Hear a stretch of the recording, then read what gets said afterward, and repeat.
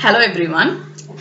The most frequently asked question to me in the recent times by different aspirants to MBA programs has been that do I apply to IMA's PGPX program without a GMAT score in hand? Because people really want to grab the opportunity of applying to the program in round one. IMA has actually told people that they need not rush to take the GMAT because of this COVID conditions, but they can submit the score before September 11th, which actually gives hardly 10 days or 11 days for people after the deadline to actually write the GMAT and produce the score.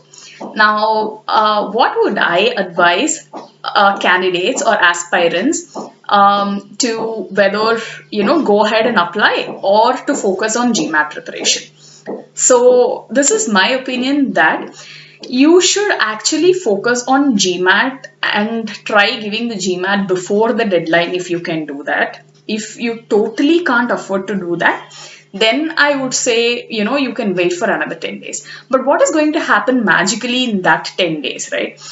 Nothing is going to happen. So I would really suggest you to focus on taking the GMAT at least, 10 days before the deadline, which is like August 20th or so.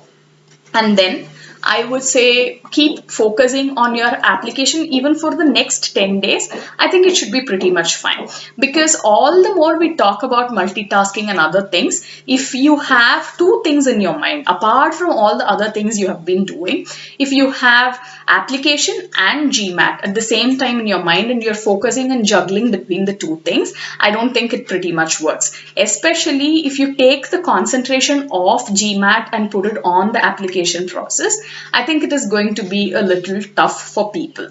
So there is no reason why you should do that also. Because 10 days is not a big time and no magic is going to happen in that time.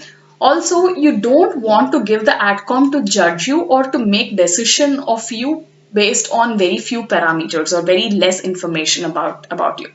Not that they're going to evaluate the applications immediately even before getting the GMAT score. We don't know what their idea is. But if you think it is going to take some time for you to take your GMAT, then I would ask you to wait and even apply in round 2. It doesn't matter. There is even round 3 this year.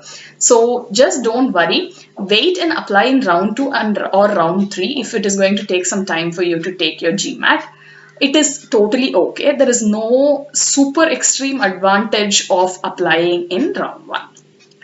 All the best, and please feel free to reach out if you need any help in application process or for your GMAT journey.